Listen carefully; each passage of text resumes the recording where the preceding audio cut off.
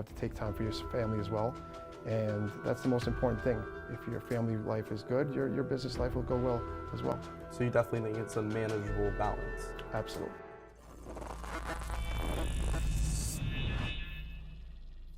I'm here with Mr. Daniel Petrucci, and first and foremost, I want to thank you so much for volunteering your time to come and talk about your career and the road that you took to get to where you are for our program. So let's get right into it. First of all, tell us a little bit about what you do. Okay, so I'm in the packaging business. Basically everything that you purchase has to be shipped, and to be shipped it's got to be packaged to protect the goods. It's an industry that's been around for many, many, many decades, and it's pretty much recession proof, which is good because at all times something has to be packed, no matter in a good or bad economy. So the packaging industry isn't your typical job like being a lawyer or a doctor. So in the first place, what kind of inspired you to get into this business? Well, on one of my trips to Miami, I used to live in New York. One of my good friends that I grew up with and went to high school with had just started in the packaging business on the sales side of it. After visiting him, we kind of came together and decided that we could do some good things in the Miami market, me being bilingual, number one, and second of all, it just found very interesting the design aspect of packaging and also the business itself. It's pretty cool. So what would you say is the biggest challenge that you face in your career? Learning how to approach customers, number one, and number two is what were the biggest needs? What was my in for the customers? There's a lot of packaging companies out there. What made me different from the others? So can you talk a little bit about those customers that you have to approach? Like, who are they in the first place? So we sell everybody from the mom and pop shops to multinational companies, top Fortune 500s. And the approach is always different, but with the same vision. So, you know, we want to be a solution. We want to come and be able to do design audits and save money and be able to take some board and content out of the packaging for sustainability purposes as well.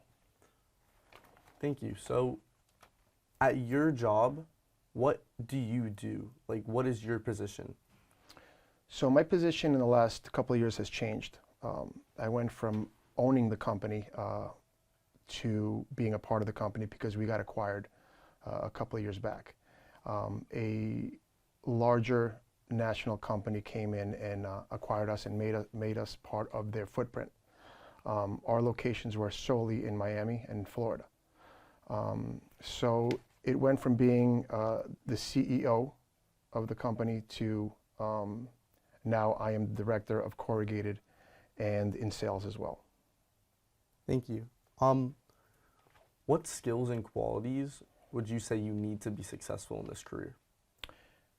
You have to be honest, you have to be likable, and you have to be a person that people know they can depend on, because packaging is something that is always a quick to market turnaround item. So you have to be in tune with the design, the trends, and also what's best for the procedures and flow of plants of our customers. Can you describe for us like a typical day in the life of your job? Sure. So a lot of phone calls to clients, seeing what the needs are, also sitting down with our team of designers to fulfill those needs, also sitting down with our group of salesmen to explain to them what is happening in the market, since we are very dependent on the paper market and the resin markets. And as well, just speaking to our overall operations team to make sure that we are getting better every day and fulfilling the needs of our customers. So this kind of brings me right into my next question. You were talking a lot about industry trends. How do you identify these industry trends and the advancements? It's a great question, Shane. So different industries have different leaders per se. We're very strong in the floral industry, let's say. So if you walk into a supermarket or if you walk into even an e-commerce platform for the floral market, we do everything except the flowers and the flower food. So we do the box it comes in, we'll do the sleeve it comes in, we'll do the base. That's all packaging. And A lot of those trends come out of Europe. Oh, so it's not just like paper and cardboard. Correct. We're the full gamut. So basically, we can give you A to Z on every single thing of your packaging needs, and that grew. It started with cardboard. And as we grew and walked into our customers' warehouses and places of work, we found that we can add on the tapes, the stretch wraps, the vases, and add things to our portfolio to make us more valuable to our customers. So as you were growing and growing, as you're talking about, eventually you said you got acquired by this big company. Is this something that you wanted to happen? What were your feelings towards that? Yes and no. So we were kind of at a fork road, and we were either going to start acquiring companies ourselves or be part of a larger footprint. And the company we joined, we decided to join them because they had the footprint in place already, and their goals were aligned a lot with ours. So it made sense for me and my partner to be able to join this team, and it's worked out very good so far. It's great. What advice would you give to someone who wants to go into a career that has to deal with packaging? That's another great question. I'll tell you why. So a lot of people don't know that Michigan State's Georgia Tech have great packaging programs. Colleges offer packaging? Oh, yes. I didn't know that. A lot of people don't know that. And actually this line of work needs young people. We seem to a lack of resources and a lack of new blood coming into this industry. But these colleges are doing a phenomenal job and getting more and more people to come in there and doing internships. And it's actually, we're seeing a good surge in the last year or two. So did you go to college for packaging? I did not. I went to college for business. What college was that? I went to Hofstra University in Long Island, New York. Nice. And what high school were you coming out of? Roslyn High School in Long Island. So when you were younger, what were your ideas of careers you wanted to go into? I always thought I was going to be in the medicine or sports business. I always loved sports, Yeah. and my mother was in the medicine, she was in the medical field, so I always thought I was going to take that route. But I always found that I had the entrepreneur side in me, so kind of did a left turn. And my father passed away when I was 12 years old, so I didn't really have too much guidance or somebody there to guide me on the business sense. Yeah, I see. Are there any key misconceptions about your industry that you want to kind of clear up? Yes, a couple of things. It's pricing in our industry is based on volume, and we get that question asked to us a lot. You know, how can we lower costs? And there's several ways to lower costs. Obviously, you know, reduction of packaging needs, of material, but it's a volume-based business, and you know, everybody wants the Fortune 500 price, but it's impossible. It's really just a volume-based business. And the other misconception is the one that we just spoke about, is packaging is a very intricate business and very interesting business and very lucrative business. You know, we have people in our industry making well over 7 figures. Wow. And it's because packaging is needed throughout every manufacturing plant across the world. So on this idea of how much people can make in your industry, I know you said you can make upwards of 7 figures, but where's kind of the median and the lower end of how much you could be making in this industry?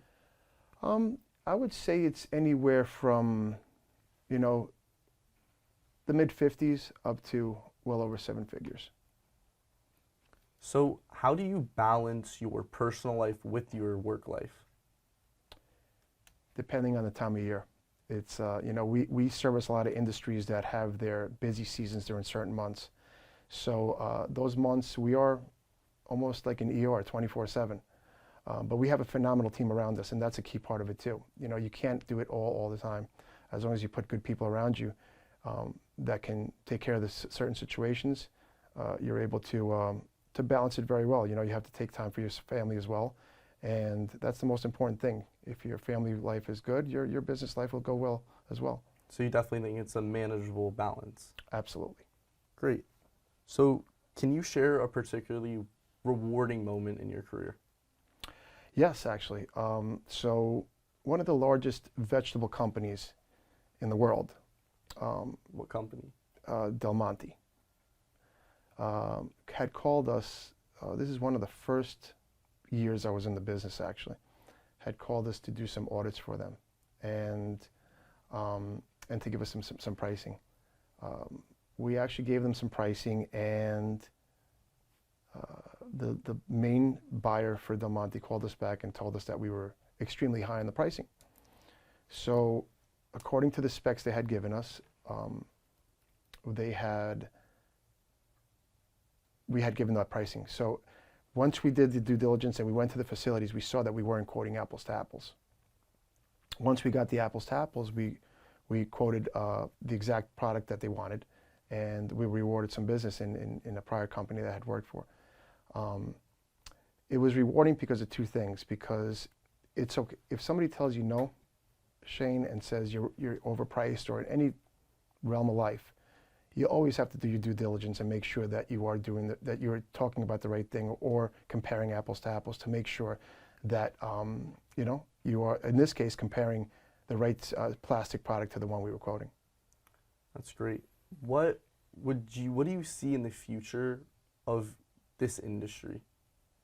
I see a lot of great things, actually, because of e-commerce. E-commerce has really taken this industry to the next level, and the design aspect has been insane. I mean, you receive, every household receives packages on a daily basis on the e-commerce platform, and every package is getting just better and better and intricate. And also at the store level, there are 20 products of the same kind.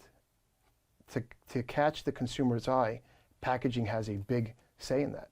You're going to pick the prettiest or the most eye-catching thing or the most innovative thing just on the packaging side, because they're going to think that the product is just as good. That's interesting. So I know we talked about a little bit about advice for people who want to go in the careers, but what specific advice do you have to younger adults like me who don't really kind of know what I want to do?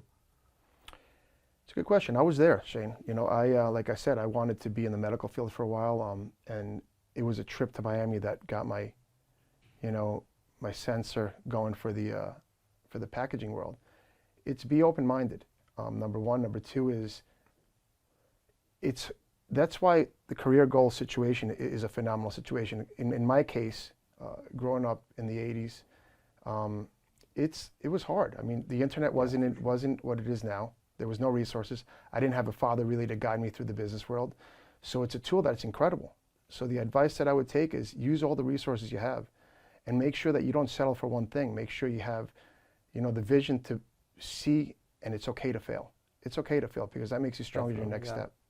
So thank you so much for taking us from the first step all the way to the end of your career. And yeah, thank you. I commend you guys. I think it's a great platform that you guys are doing. Thank you. Appreciate that. Thank you for having me.